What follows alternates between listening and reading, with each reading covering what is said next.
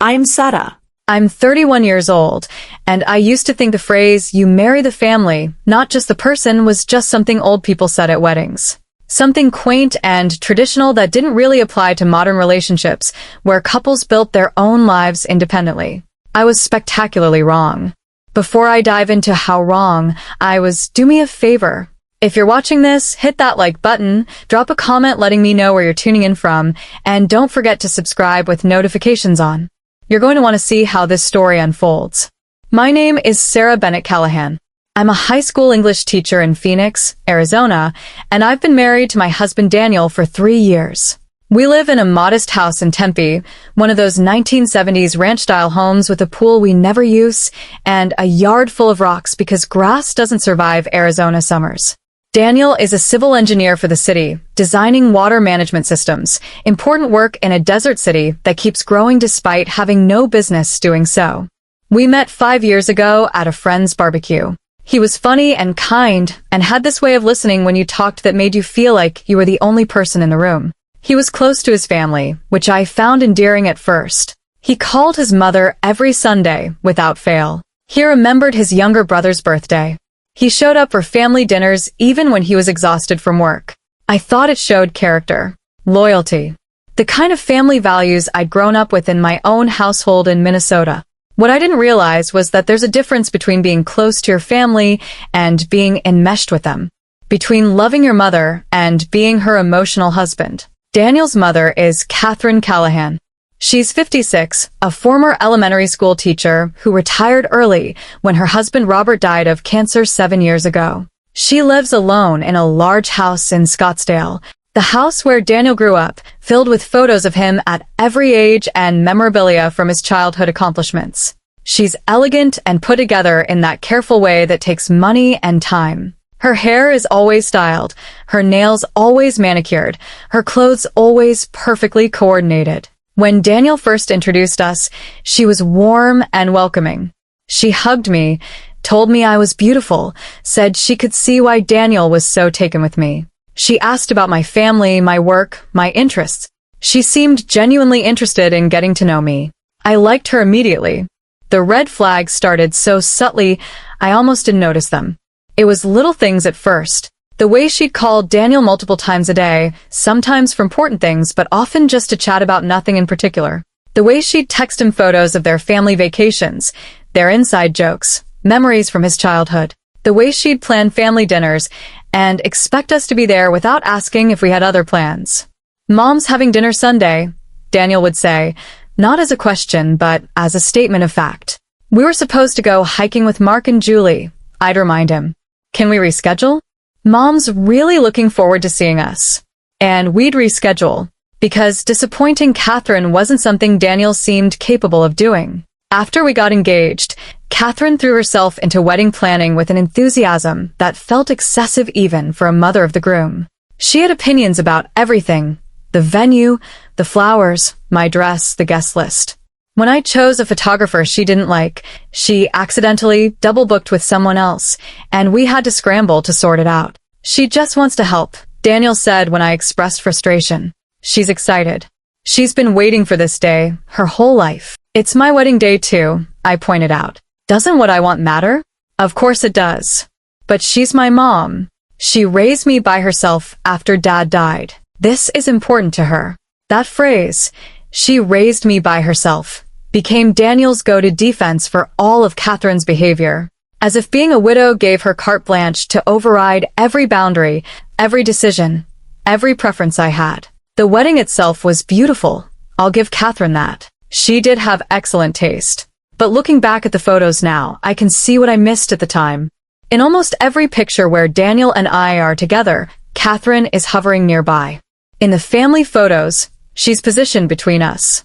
During our first dance, I can see her in the background, watching with an expression I didn't recognize then but understand now. Hunger. Loss. Longing. Like she was the one being married, and I was stealing her groom. The first year of marriage was an adjustment. That's normal, everyone says. You're learning to live together, to navigate each other's habits and quirks and expectations. But our adjustment period wasn't just about learning to share closet space or negotiate who did the dishes. It was about learning that my husband came with an invisible third person in our marriage, his mother. Catherine had a key to our house. Daniel had given it to her, in case of emergencies. She used it liberally. I'd come home from work to find her in our kitchen, reorganizing our pantry, or doing our laundry, or cooking dinner. I was in the neighborhood, she'd say. I thought I'd help out. You both work so hard. That's nice of you, Catherine, but you don't need to do our laundry. Oh, it's no trouble. I was doing mine anyway. Besides, Daniel likes his shirts folded a certain way. The implication was clear.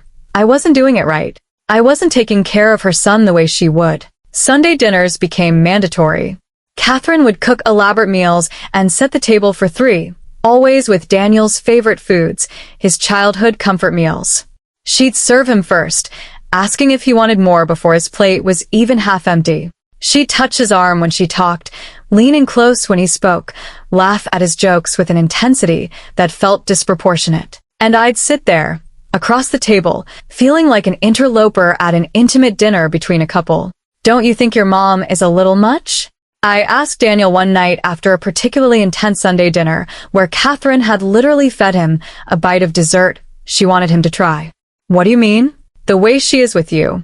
It's very hands-on. She's affectionate. That's just how Italian mothers are. Your grandmother was Italian. Catherine grew up in Iowa. You know what I mean. She's maternal.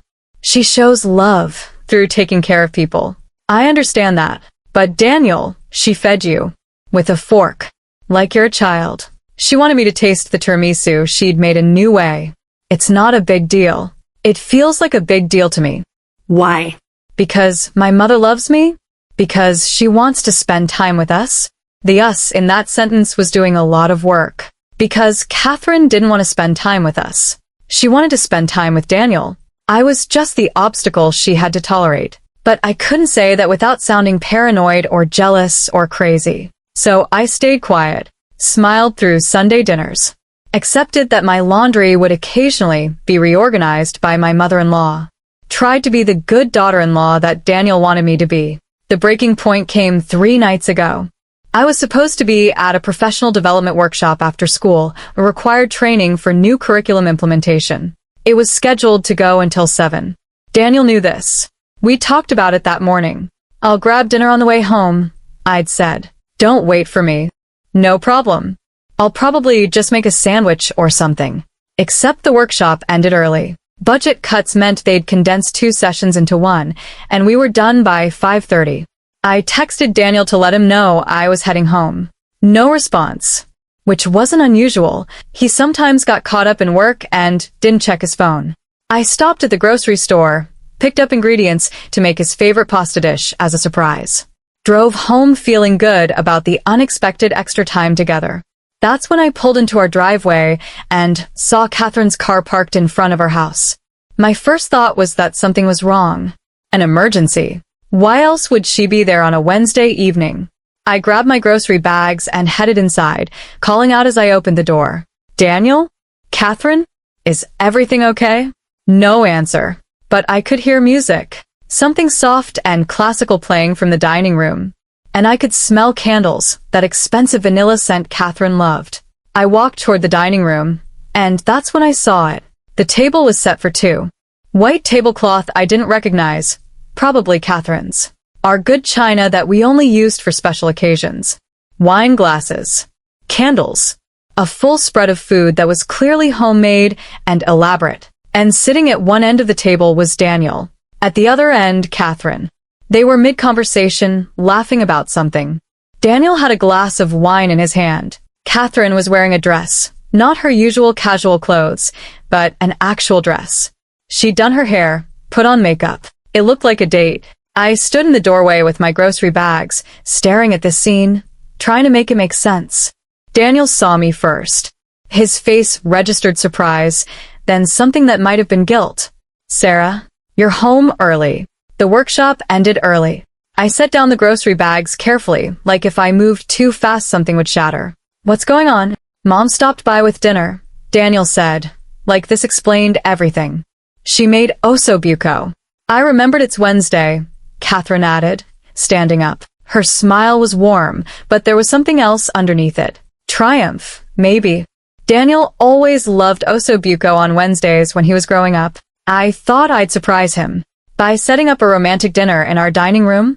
Romantic. Catherine laughed, but it sounded forced. Don't be silly, Sarah. It's just a nice meal.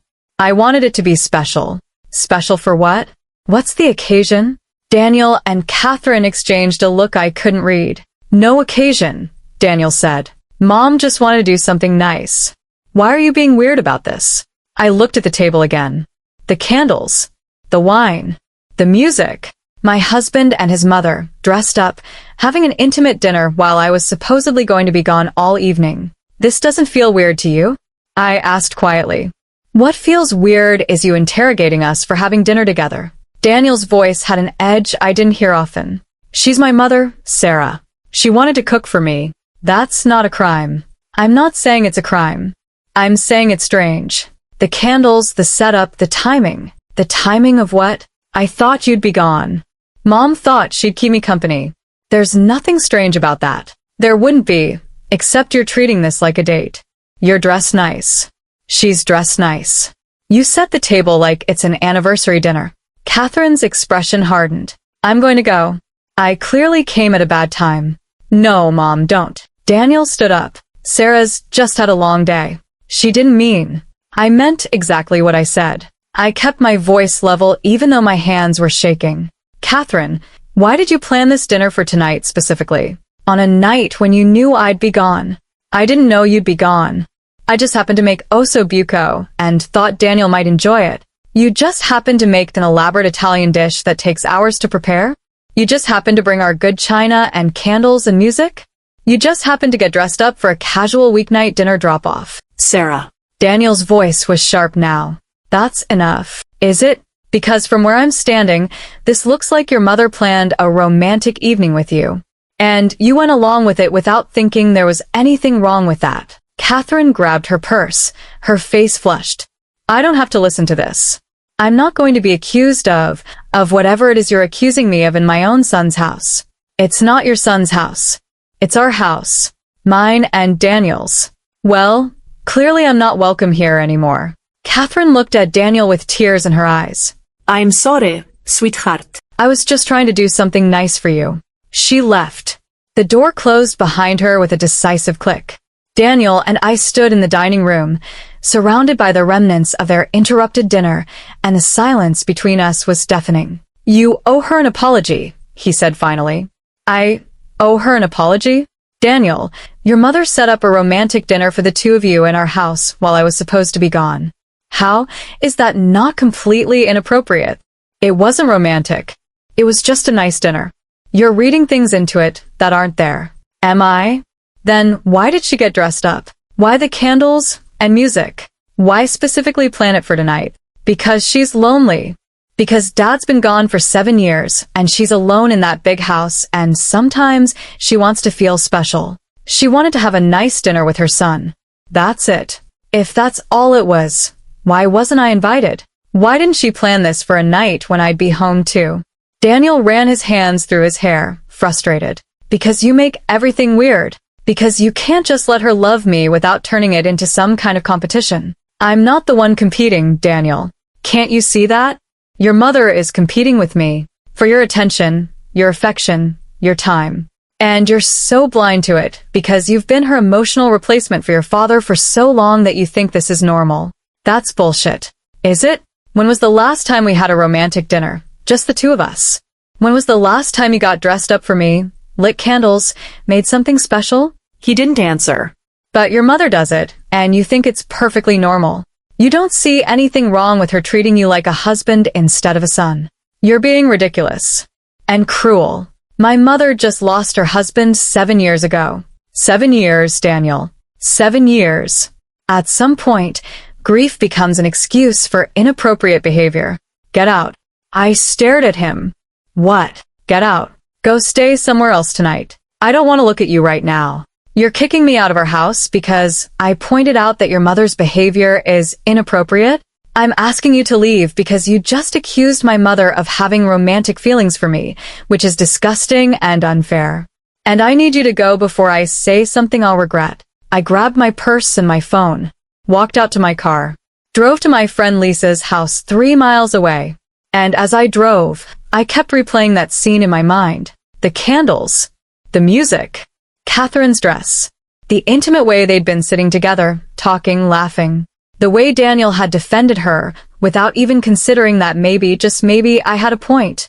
I'd accused her of having romantic feelings for him. Daniel thought that was disgusting and unfair. But what I'd actually said was that she was treating him like a husband instead of a son. And there was a difference. Because I didn't think Catherine was sexually attracted to Daniel. I wasn't accusing her of incest or inappropriate sexual thoughts. What I was accusing her of was emotional incest. Of using her son to fill the emotional needs that should be filled by a partner. Of treating him as her primary emotional relationship, her companion, her confidant, her source of validation and attention. Of competing with me not for his body, but for his heart. And that competition? I was losing. Because Daniel couldn't see it. Couldn't see that his mother's love had crossed from maternal care into something unhealthy and possessive. Couldn't see that every Sunday dinner, every unexpected visit, every reorganized pantry was Catherine asserting her place in his life as more important than mine. Couldn't see that the woman he'd married was being pushed out by the woman who'd raised him. I sat in Lisa's driveway for 20 minutes before going inside, trying to decide what to do next. I could apologize. Could smooth things over. Pretend I'd overreacted. Go back to accepting Catherine's intrusions into our marriage. Or I could stand my ground. Could insist that Daniel see what was happening. Could demand that he choose, not between me and his mother, but between a healthy marriage and this enmeshed, dysfunctional dynamic that was slowly strangling us. The problem was I didn't know if he was capable of seeing it, of choosing differently, of breaking free from patterns that had been established long before I came into the picture. When your husband's first love is his mother, and she has no intention of letting him go, how do you compete? And more importantly, should you even try? I didn't have answers. Not yet. But I knew one thing for certain. I couldn't go back to pretending this was normal. Couldn't keep swallowing my discomfort and my anger and my hurt just to keep the peace. Catherine had drawn a line in the sand with that dinner. She'd made it clear that she would continue to claim intimate space in Daniel's life, and she expected me to accept it. Well, I wasn't going to accept it anymore. I just had to figure out how to fight back against someone who had a 28-year head start on loving my husband. Someone who'd raised him to believe that her needs would always come first. Someone who was never going to willingly give up her place in his heart. This wasn't going to be a quick fight or an easy one, but it was a fight I had to have. Because the alternative was spending the rest of my life as the other woman in my own marriage. And that was unacceptable. Lisa made me chamomile tea and listened to the whole story without interrupting. When I finished, she sat back on her couch and let out a long breath. "Holy shit," she said finally. That's a lot. I know it sounds crazy. Daniel thinks I'm being paranoid. You're not being paranoid. That dinner setup was weird as hell. Lisa shook her head. My mother-in-law is annoying. Don't get me wrong. She comments on my weight and gives unsolicited parenting advice. But she's never set up a candlelit dinner with my husband while I was conveniently out of the house. Thank you. I thought I was losing my mind. What are you going to do? That was the question, wasn't it? I stayed at Lisa's that night, sleeping in her guest room and texting Daniel that I needed space. He didn't respond. The next morning, I went straight to work from her house, still wearing yesterday's clothes with one of Lisa's cardigans thrown over them. Teaching was a good distraction. Discussing symbolism in The Great Gatsby with juniors required enough focus that I couldn't spiral about my marriage. But during my lunch break, I did something I'd been avoiding. I Googled emotional incest. What I found made my hands shake. Covert incest. Emotional enmeshment. Spousification.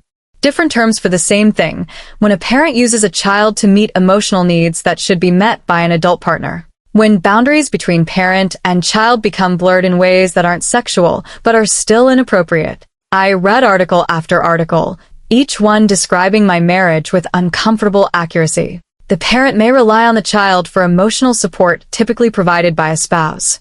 The child becomes the parent's confidant, companion, or primary source of validation. The parent may compete with a child's romantic partner, viewing them as a threat. The adult child often feels responsible for the parent's happiness and struggles to set boundaries. Common in families where one parent has died or divorced, leaving the remaining parent relying heavily on a child for emotional support. Every single point fit Catherine and Daniel's relationship. But the part that made me feel sick was this. The adult child often doesn't recognize the dysfunction because it's been normalized since childhood. They may defend the parent's behavior and struggle to prioritize their spouse. That was Daniel. Exactly. I clicked on another article, this one written by a therapist who specialized in enmeshed families. Partners of enmeshed adult children often feel like the other woman in the marriage, it read. They may notice that their spouse is more attentive to the parent's needs than their own. That family dinners feel oddly intimate. That the parent behaves more like a jealous ex than a supportive family member. I felt seen in a way that was both validating and terrifying. Because if this was real, if Catherine had been emotionally enmeshed with Daniel for years, how did I fight that? How did I compete with a bond that had been formed when he was a child, reinforced through his father's death, and normalized over decades? I kept reading. Breaking enmeshment requires the adult child to recognize the dysfunction and actively choose to establish boundaries. This is extremely difficult and often requires professional help. Many enmeshed adult children will defend the parent and blame the spouse for causing problems rather than acknowledge the unhealthy dynamic. That sounded familiar. My phone buzzed. Daniel, can we talk tonight? I stared at the message. Part of me wanted to ignore it, to make him stew in the consequences of choosing his mother over me. But the other part, the part that still loved him, that wanted to save our marriage, knew that avoidance wouldn't help. Okay, I'll be home at 5. The rest of the school day dragged. I taught on autopilot, graded papers without really reading them, nodded through a department meeting about standardized testing requirements. When I got home, Daniel's car was already in the driveway.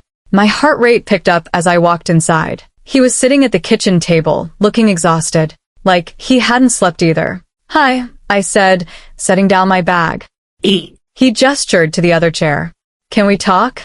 Really talk. I sat down, keeping the table between us. I'm sorry, he said, for kicking you out. That was wrong.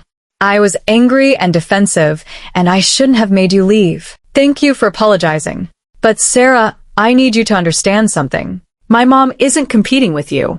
She's not trying to replace you or push you out. She's just lonely.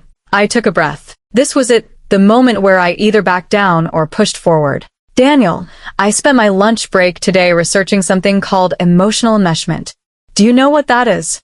No. And I don't want to hear some internet diagnosis of my relationship with my mother. Just listen. Please. I pulled out my phone, showed him one of the articles I'd saved. Emotional enmeshment happens when a parent uses their child to meet emotional needs that should be met by a partner. It's common in families where one parent has died, and it creates this dynamic where the child feels responsible for the parent's happiness. So, what? You think I'm responsible for mom's happiness? I think you've been trained to be. Since your dad died when you were 21. For the past 7 years, you've been the man in her life, her companion, her support system, her emotional partner. She's my mother. Of course I support her. There's a difference between supporting your mother and being her emotional husband. I scrolled to another section of the article. Listen to this. Adult children in enmeshed relationships often prioritize the parents' needs over their spouses. They may feel guilty for spending time away from the parent or for setting boundaries. They may defend the parent's inappropriate behavior because it's been normalized. Daniel's jaw tightened. You think my mom's behavior is inappropriate? I think last night was inappropriate. I think her constant presence in our lives is inappropriate. I think the way she touches you, serves you, focuses on you, it crosses lines that make me uncomfortable. Because you're jealous. I'm not jealous of your mother, Daniel. I'm concerned about the dynamic between you two. And I'm hurt that you can't see how it affects our marriage. Our marriage is fine. Or it was, until you started making problems where there aren't any. I felt something crack inside my chest. Do you really believe that? that our marriage is fine. It was before yesterday. When was the last time we went on a date? Just the two of us. He was quiet. When was the last time you canceled plans with your mother to spend time with me? Still quiet. When was the last time you put me first? That's not fair. I put you first all the time. Do you? Because from where I'm sitting, I come second to Catherine. Always. In every situation, every decision, every conflict, you choose her. She's my mother. And I'm your wife, your partner, the person you promised to build a life with. But I don't feel like your partner, Daniel. I feel like I'm competing for scraps of your attention while your mother gets all of you. This is ridiculous. You're making her sound like some kind of predator. She's a lonely widow who loves her son. She's a woman who has made her son her entire world. And instead of building her own life, making her own friends, finding her own sources of happiness, she's made you responsible for all of it. And you've accepted that responsibility without questioning whether it's healthy or fair. Daniel stood up, his chair scraping loudly against the floor. I'm not doing this. I'm not going to sit here and let you pathologize my relationship with my mother. I'm not pathologizing it. I'm asking you to look at it honestly, to consider that maybe, just maybe, the dynamic isn't healthy. For you, for me, for our marriage. My relationship with my mother is fine. You're the one with the problem. Then, why do I feel like the other woman in my own marriage? The question hung in the air between us. Daniel stared at me, his expression a mixture of anger and confusion, and something that might have been recognition. I need some air, he said finally and walked out. I sat at that table for a long time after he left, trying to decide what to do next. The articles I'd read all said the same thing. Breaking enmeshment required the adult child to recognize it first, to see the dysfunction, and actively choose to change it. And that recognition usually only came through therapy or a major crisis that forced them to examine the dynamic. Well, we were in a crisis. But Daniel wasn't examining anything. He was defending, denying, blaming me. So I needed a different approach. Over the next few days, I started documenting. Not in an obvious way. I didn't want Daniel to think I was building a case against his mother. But I started keeping notes on my phone. Every time Catherine called, I noted the time and duration. Every text she sent. Every unexpected visit. Every comment about how I should be cooking or cleaning or taking care of Daniel differently. The pattern that emerged was damning. Catherine called Daniel an average of 4 times a day. She texted him constantly, random thoughts, photos, questions that could easily wait but somehow never did. She stopped by our house at least twice a week, always when I was at work, always to help with something Daniel didn't need help with. And Daniel never questioned it, never set boundaries, never said, "Mom, that's too much," or "I need space," or "Maybe you should call first before coming over." I also started paying closer attention to how Catherine talked to me versus how she talked to Daniel. With me, she was always slightly critical, commenting on my housekeeping, my cooking, my appearance. "Oh, you're wearing that? The living room looks a bit cluttered, doesn't it?" Daniel mentioned he's been tired lately. "Are you feeding him enough?" With Daniel, she was adoring, complimentary, physical, touching his arm, brushing lint off his shoulder, running her fingers through his hair to fix it. The contrast was stark once I started really looking for it. I also reached out to Daniel's younger brother, Tyler. He lived in Flagstaff, about 2 hours north, and we didn't see him often. But I'd always liked Tyler. He was more laid back than Daniel, less intense about family obligations. I called him on a Saturday afternoon when Daniel was at a worksite inspection. "Sarah." Hey. "What's up?" "I wanted to ask you something. About Catherine." A pause. Oh. "What did she do?" Interesting response. "What makes you think she did something?" Tyler laughed, but it sounded forced. "Come on. Mom's a lot. Everyone knows that. Does Daniel know that?" "Daniel? No way. He's been her golden child since Dad died. He doesn't see it the way I do." "See what, exactly?" Tyler was quiet for a moment. "Look, I love my mom. But she got weird after Dad passed. Really clingy with Daniel. I tried to help at first, tried to be there for her. But it was like I didn't count. Like Daniel was the only one who mattered." "When did you notice this starting?" "Pretty much immediately after the funeral. She started calling Daniel multiple times a day, wanting him to come over constantly, crying when he couldn't. I lived at home for another year after Dad died, finishing college, and it was like I was invisible. She'd make Daniel's favorite meals and forget to ask if I was coming home for dinner. She'd plan activities with him and not invite me. She basically treated him like her husband and me like, I don't know, the roommate she tolerated. How did Daniel react to that? He felt bad for her. Guilty. He'd been away at grad school when Dad got sick, and I think he felt like he'd abandoned them. So when Dad died and Mom needed him, he just stepped into that role, became the man of the house. Her emotional support, all of it. Did you ever try to talk to him about it? Once. He told me I was being insensitive, that Mom was grieving and needed support. He made me feel like I was the bad guy for even bringing it up. Tyler sighed. Eventually, I moved to Flagstaff. Put some distance between us.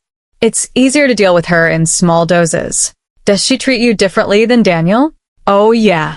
With me, she's always vaguely disappointed. Like I'm not living up to my potential or whatever. With Daniel, I don't know how to describe it. Adoring? Possessive? It's uncomfortable to watch sometimes. Does she do the same thing with Daniel's wife? With me? You mean is she critical of you? Yeah, I've noticed that. She does this thing where she makes little digs disguised as concern or help. It's subtle, but it's definitely there. I'm not imagining it then. God, no. You're not imagining it. Sarah, honestly, I've been waiting for you to notice. I'm surprised it took this long.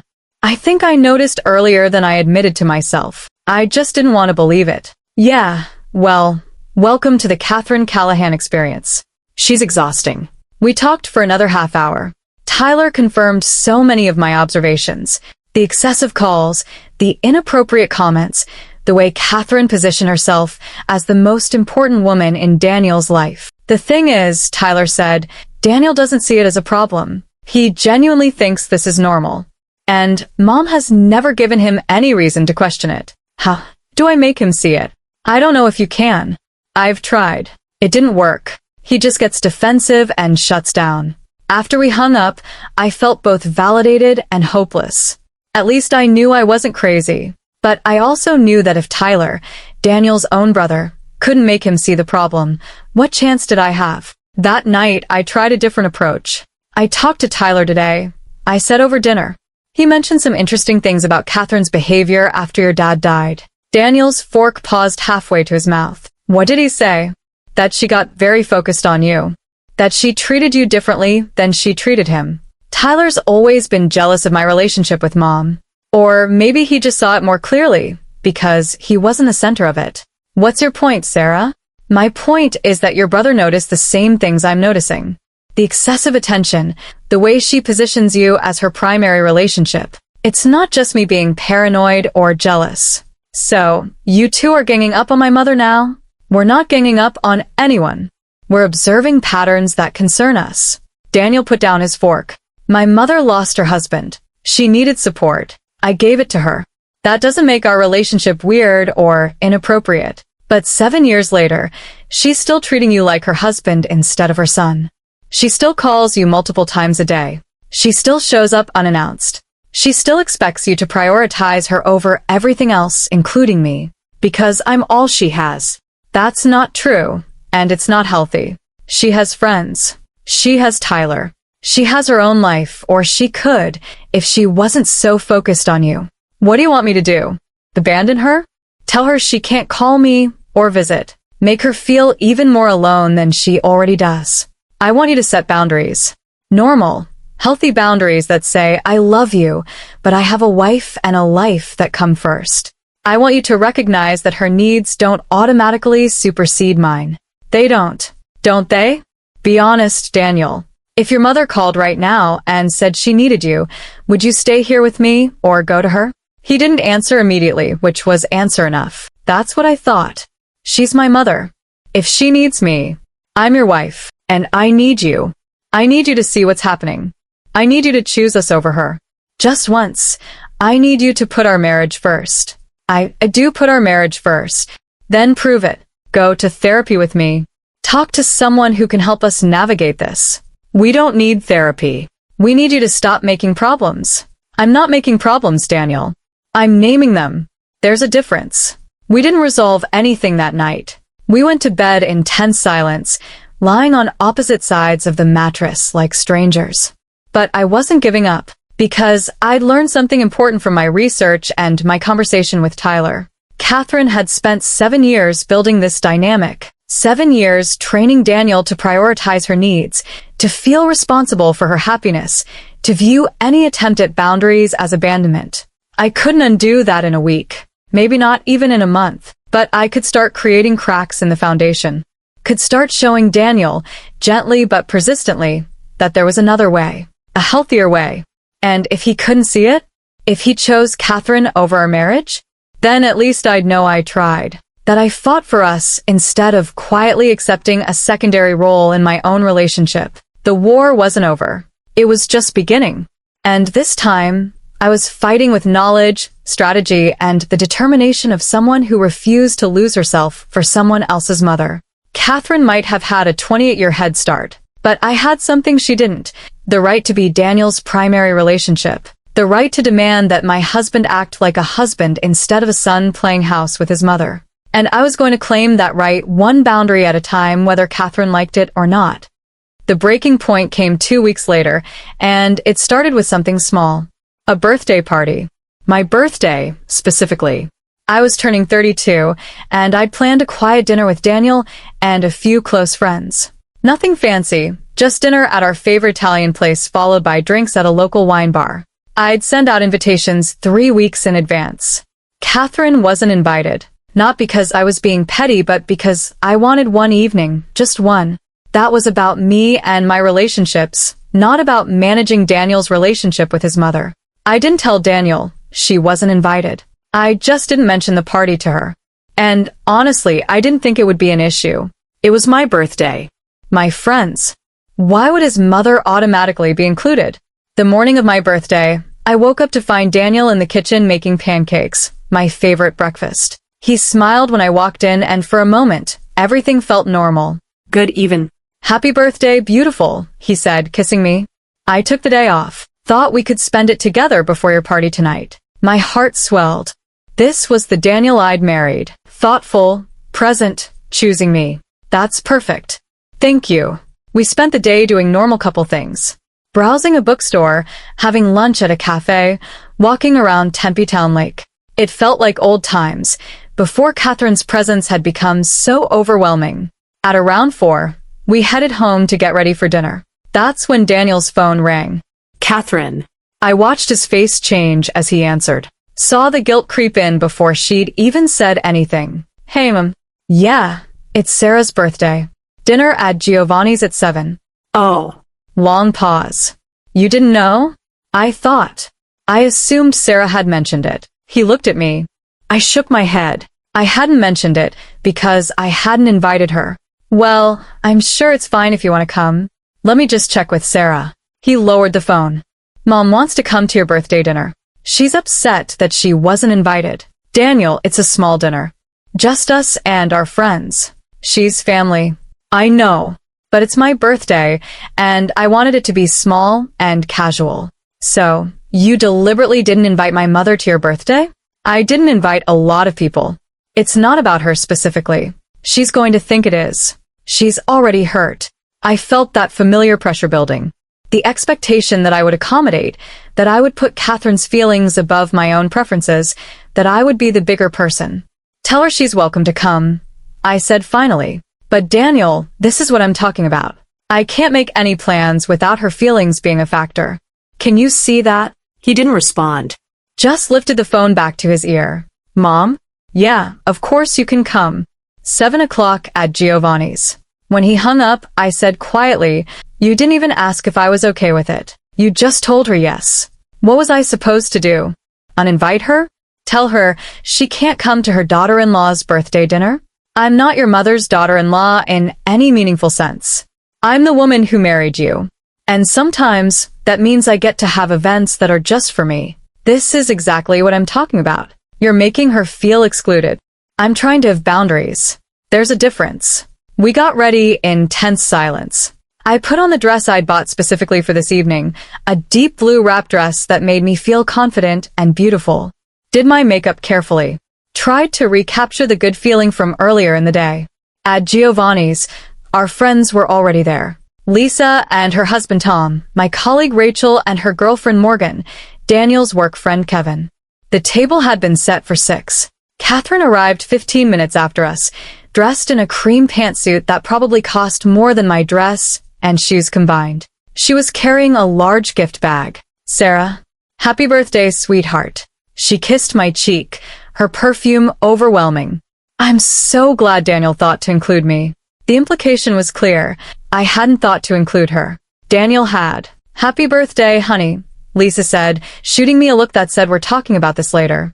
Catherine immediately positioned herself next to Daniel, across from me. Throughout dinner, she dominated the conversation.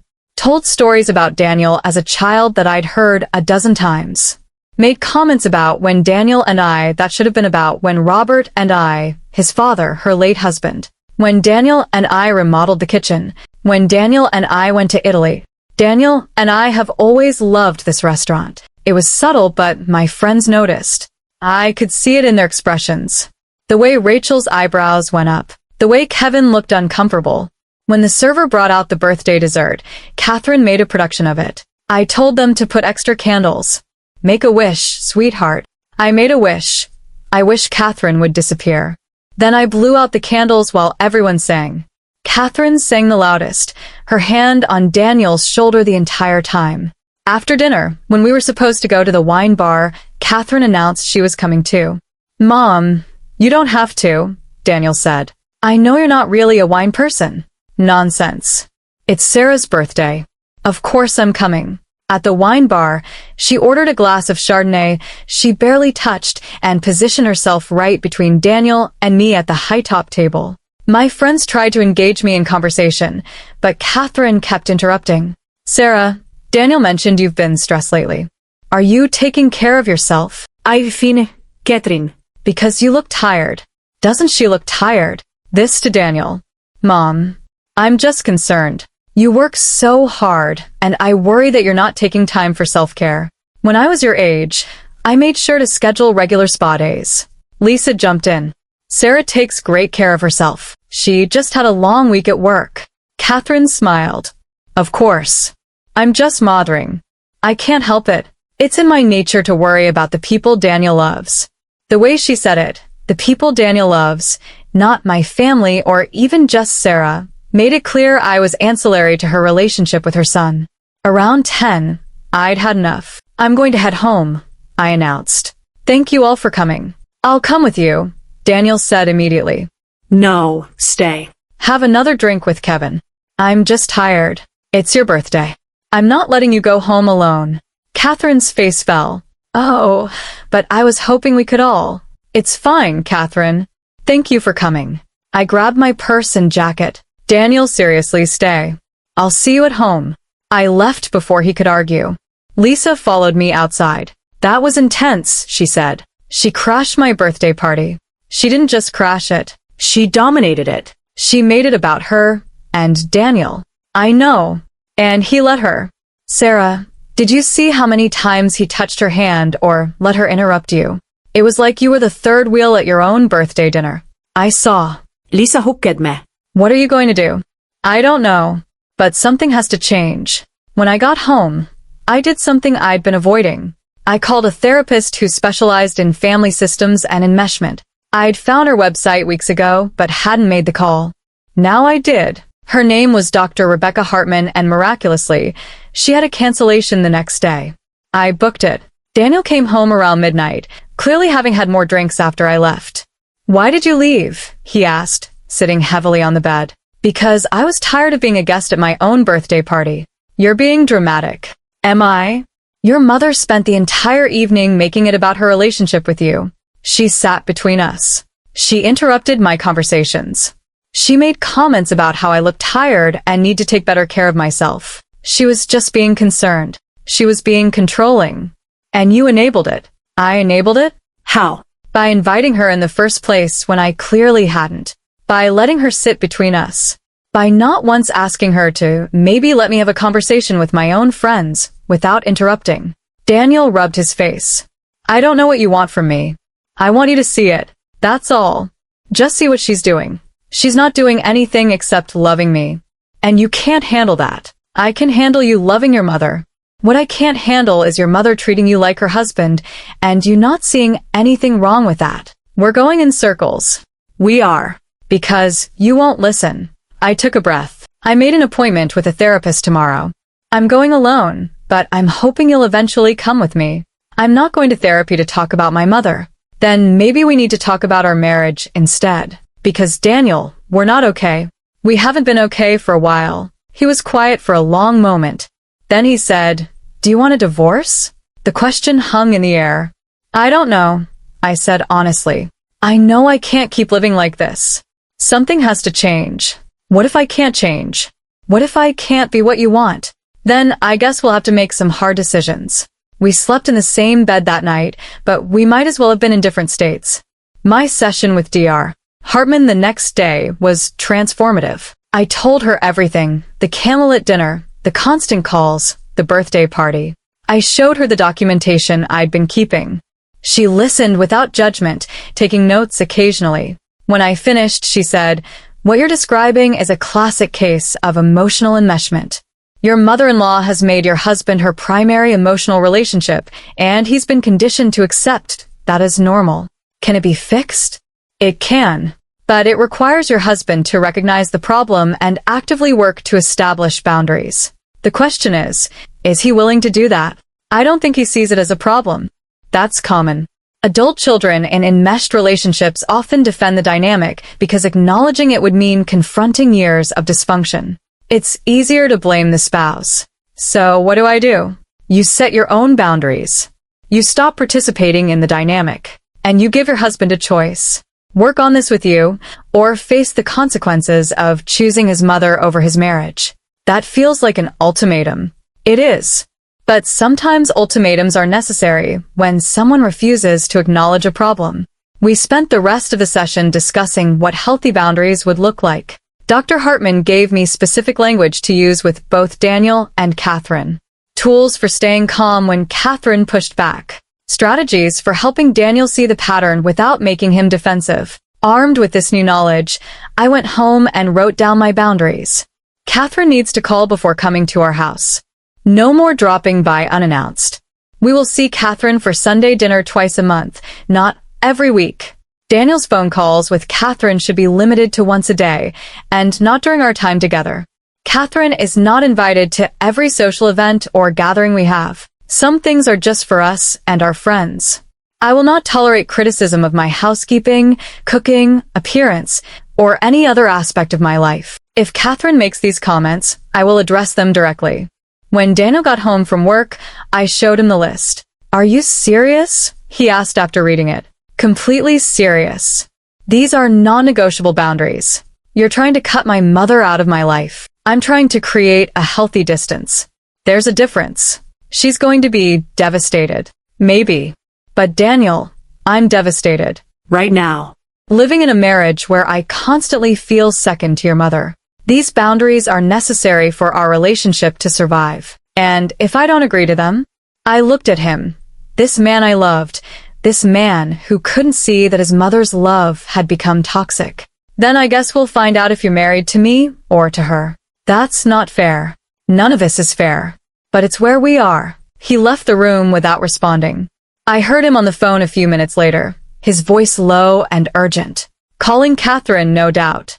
Telling her about my unreasonable demands. 20 minutes later, there was a knock at our door. Catherine. Of course.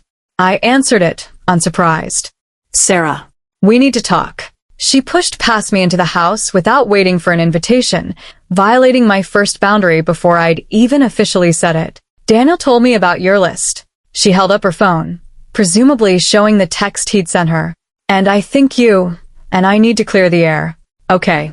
Let's clear it. I don't appreciate being made to feel like an intruder in my son's life. Everything I do because I love him. I lost my husband. Daniel is all I have. Catherine, I understand that you've been through a difficult loss. But it's been 7 years. And at some point, your grief stopped being about missing Robert and started being about making Daniel responsible for your happiness." Her eyes flashed. "How dare you? How dare I what? Point out that the way you treat Daniel isn't healthy? That you call him multiple times a day, show up at our house unannounced, insert yourself into every aspect of our lives. I'm his mother, and I'm his wife, his partner, the person he chose to build a life with. But I can't build a life with him when you're constantly in the way. I'm in the way? I raised that boy. I sacrificed everything for him after his father died. And now you're trying to take him away from me. I'm not trying to take him anywhere. I'm trying to have a marriage.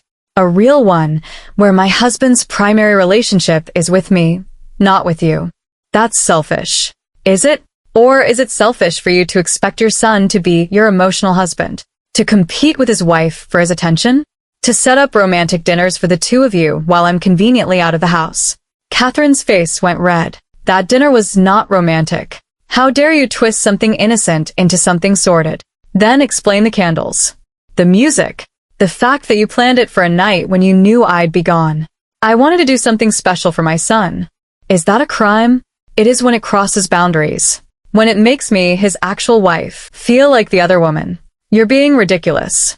And paranoid. I think you need help, Sarah.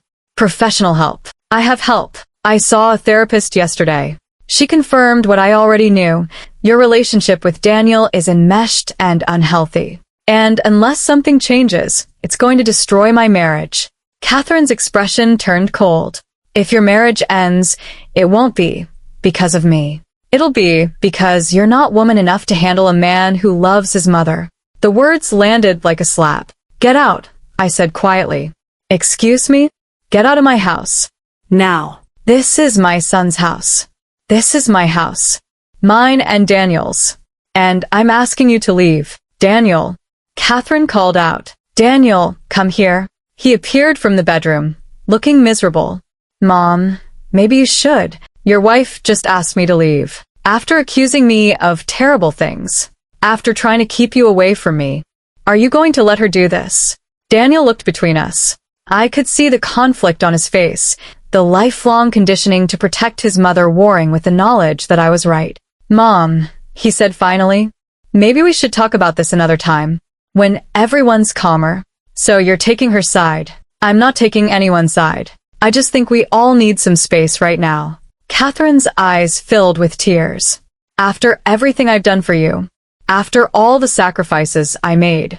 This is how you repay me. Mom, please don't. No. I see how it is. She's turned you against me.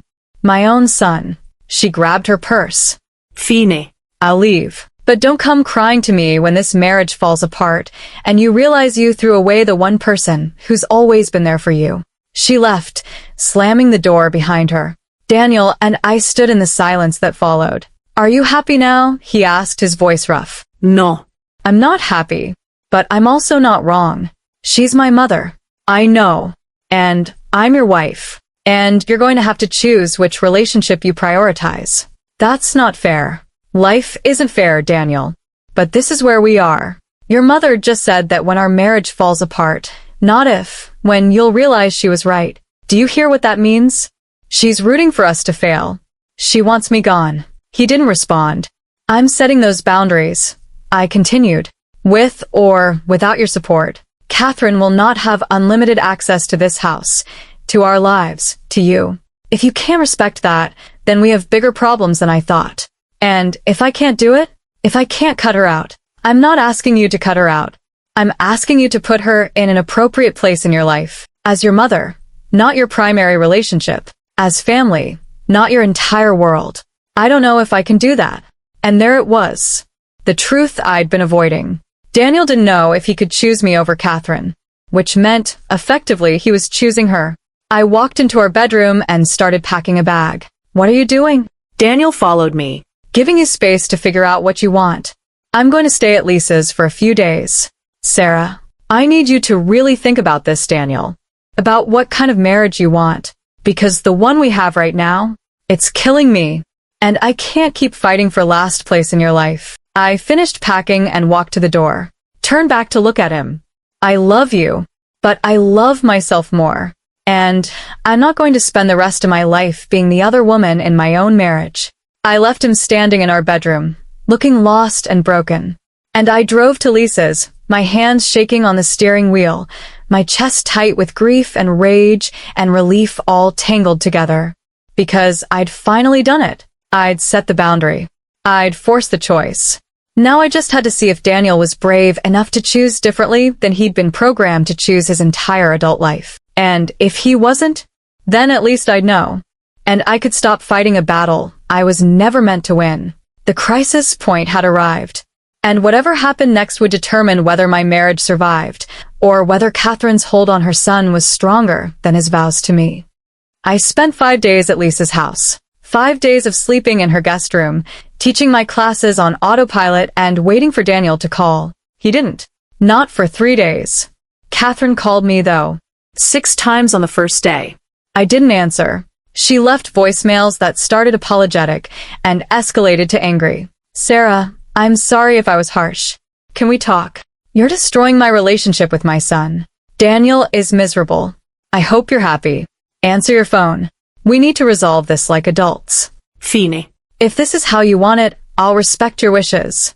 But don't expect me to forgive you when you realize what you've done. I deleted them all. On the 3rd day, Tyler called. Daniel called me, he said. He's a mess. Did he tell you what happened? His version. Which I'm guessing isn't the whole story. Want to tell me yours? I did. All of it. The birthday party, the therapy session, the boundaries, Catherine's explosion. Tyler was quiet for a long moment. Then he said, "Good for you." What? Good for you. For standing up to her. Someone needed to.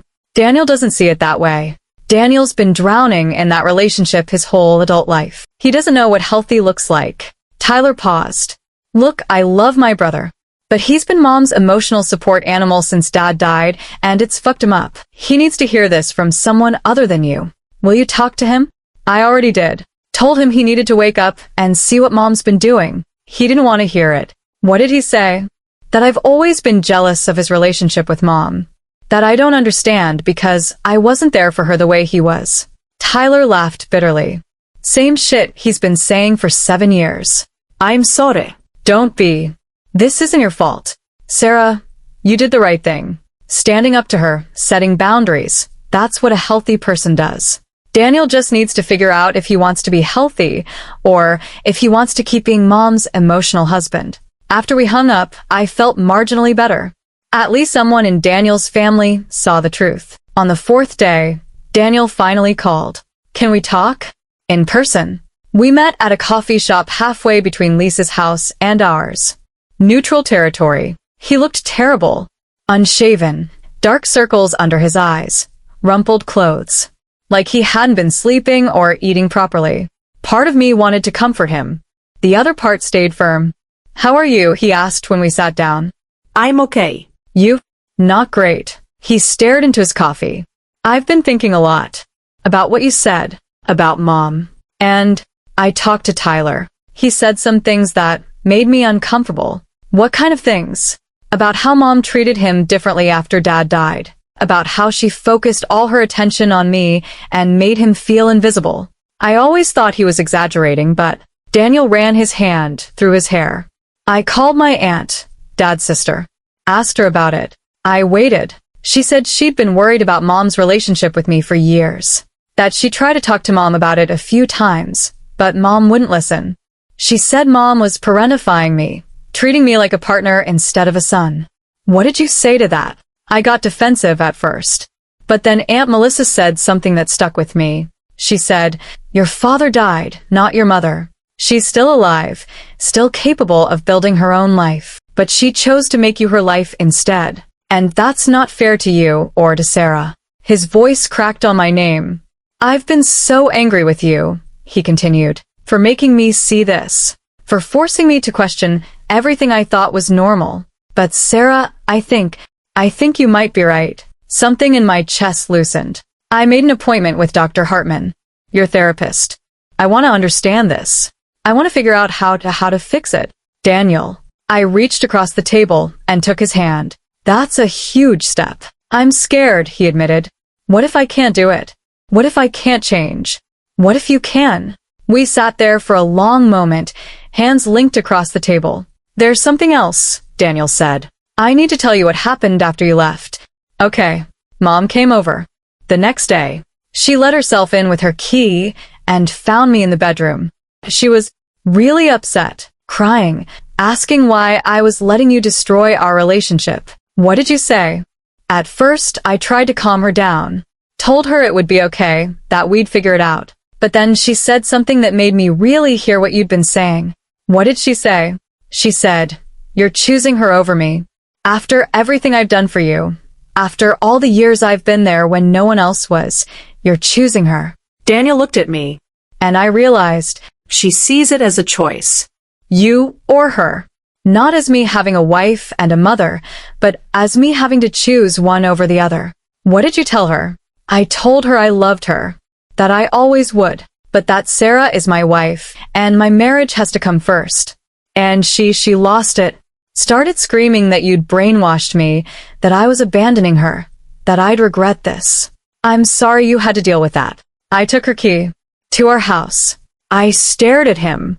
You did what? I took her key, told her she couldn't just let herself in anymore, that she needed to call first, respect our privacy. She said I was treating her like a stranger. I said no, I was treating her like my mother instead of my roommate. My eyes filled with tears. Daniel. She left. She's been calling me constantly, but I haven't answered most of the calls. When I do answer, I keep it short. I've been practicing boundaries, I guess. How does it feel? Terrible. And also, kind of freeing. He shook his head. I feel guilty all the time, like I'm betraying her. But I also feel like I can breathe for the first time in years. We talked for 2 more hours.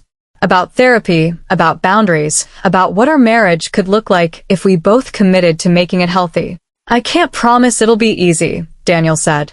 I've been conditioned my whole adult life to put her first. That's not going to change overnight. I know. But Daniel, are you willing to try? Really try? Yes. Because I love you. And because Tyler and Aunt Melissa made me realize something. Mom's not going to be happy no matter what I do. She lost Dad, and nothing I do will ever fill that hole. I can sacrifice my entire life to trying, and it still won't be enough. That must be hard to accept. It is. But it's also clarifying. I can't fix her grief. I can only live my own life. We decided I'd come home that night, start over, together with clear boundaries and a commitment to working through this. Dr. Hartman agreed to see us for couples therapy in addition to Daniel's individual sessions. Our first joint session was intense. Catherine has taught you that her emotional needs are your responsibility, Dr. Hartman told Daniel. That's a burden no child should carry. Your job is to be her son, not her therapist, partner, or emotional support system. But if I don't take care of her, who will? Daniel asked. That's her responsibility. She's an adult woman with resources, intelligence, and capability. She can make friends, join groups, find a therapist, build a life. She's chosen not to because it's easier to rely on you. That sounds harsh. It's honest. And Daniel, here's what's important. You can still love your mother while refusing to be responsible for her happiness. Those two things aren't mutually exclusive. Over the next few weeks, Daniel started implementing boundaries. It was messy and painful, and Catherine fought back hard. She called constantly, leaving voicemails about how hurt she was, how abandoned she felt. When Daniel didn't respond immediately, she'd escalate, calling me, calling Tyler, even calling Daniel's office. We had to get stricter. Daniel started answering 1 call per day at a scheduled time. He kept the calls to 15 minutes maximum. When Catherine tried to extend them with emergencies that weren't emergencies, he'd say, "Mom, I need to go. I'll talk to you tomorrow." The first time he did that, she called me sobbing, asking what I'd done to her son. "Catherine," I said calmly, "Daniel is setting healthy boundaries. That's not about me. It's about him learning to have his own life. You've poisoned him against me." "No, I've asked him to be a husband as well as a son.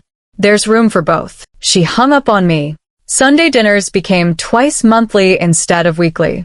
Catherine hated this. She tried to guilt-trip Daniel about it constantly. "I'm all alone the other Sundays now.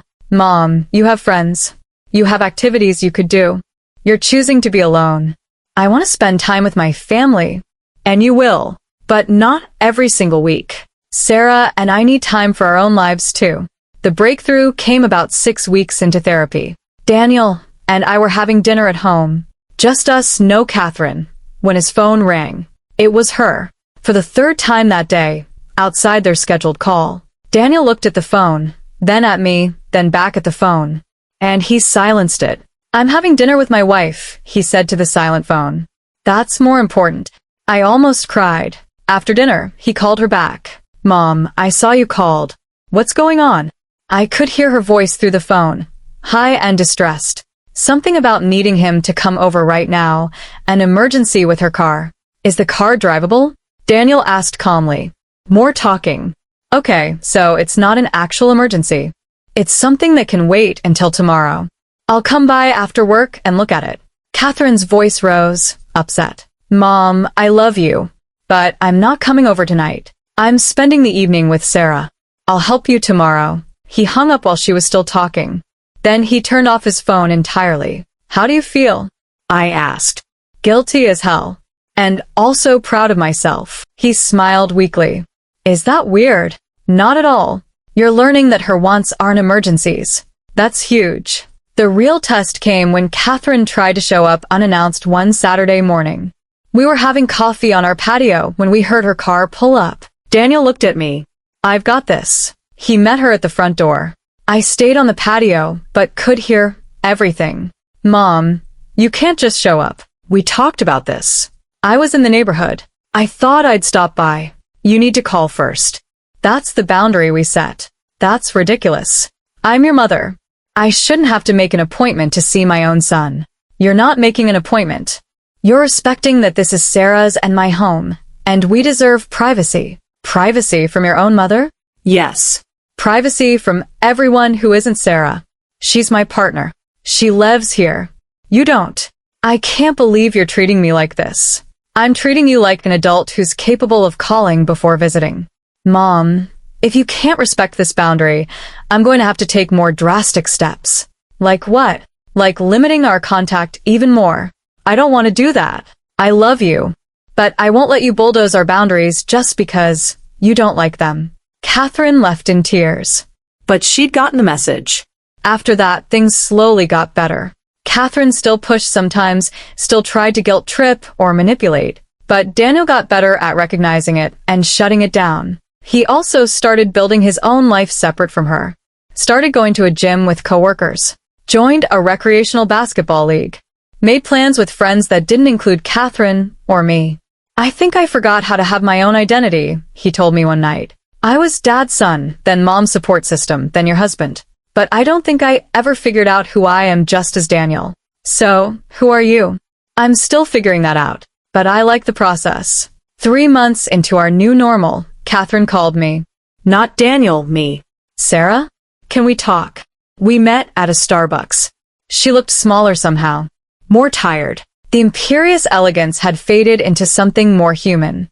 "I've been thinking a lot," she said after we ordered. "About what you said. About how I was treating Daniel. Okay, I want to say I'm sorry. For making you feel like you weren't important. For competing with you." She took a breath. "You were right. About a lot of things." I didn't know what to say. After Robert died, I was so lost. And Daniel was there, and he was so much like his father. It was easy to just lean on him, to let him fill the hole Robert left. And then it became habit, became my whole life. Catherine, let me finish. I started therapy a few weeks ago. Daniel suggested it, actually, and my therapist has been helping me see how unhealthy I've been. How I made Daniel responsible for my happiness instead of building my own life. That must be hard to hear. It is. But it's also true. She looked at me.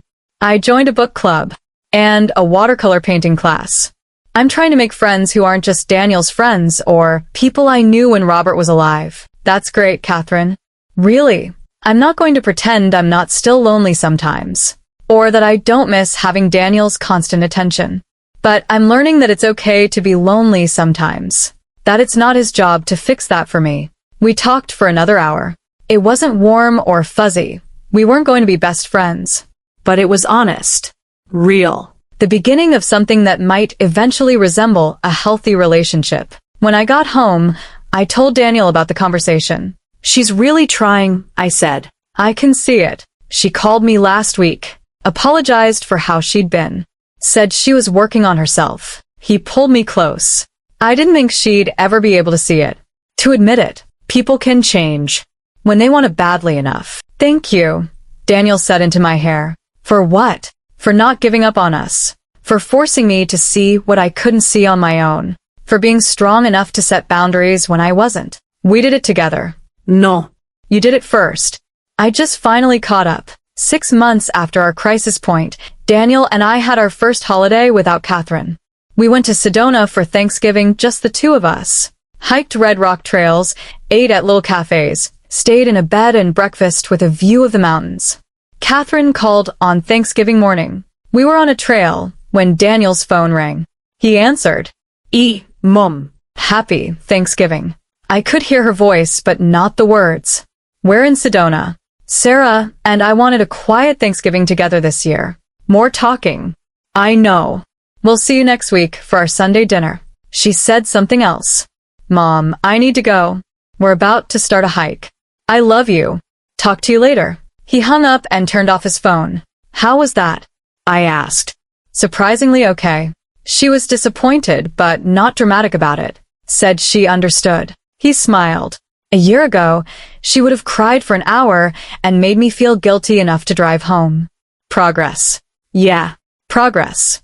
We hiked to Cathedral Rock and stood at the top, looking out over the vast red landscape of Arizona. I never thought we'd make it here, I admitted. To Cathedral Rock? To here. To healthy. To a marriage where I feel like your partner instead of your mother's competition. Daniel pulled me close. I'm sorry it took so long. Sorry you had to fight so hard. It was worth it. And it was. Not because everything was perfect, it wasn't. Catherine still had moments of regression. Daniel still sometimes fell back into old patterns. I still sometimes felt that familiar flash of resentment when she called too often or pushed too hard. But we had tools now. Boundaries. A therapist we could talk to when things got difficult. And most importantly, a shared understanding of what healthy looked like. Daniel was learning to be Catherine's son without being her emotional husband. Catherine was learning to build her own life instead of living through her children. And I was learning that fighting for your marriage doesn't make you selfish. It makes you strong. A year and a half after that terrible birthday dinner, Catherine got remarried. His name was Frank, a widower she'd met in her painting class. He was kind and patient, and clearly crazy about her. At their small wedding reception, I watched Catherine look at Frank the way she used to look at Daniel, with adoration and attention, and all her emotional focus. You okay? Daniel asked, his hand on the small of my back. More than okay. I'm relieved. Me too. Tyler came up to us, champagne in hand. Never thought I'd see the day. Mom actually dating someone who isn't her son. Daniel laughed. Shut up. I'm serious. This is the best thing that could have happened to her. And to you. Tyler clinked his glass against ours. To boundaries. And to sisters-in-law who are brave enough to set them. I'd won.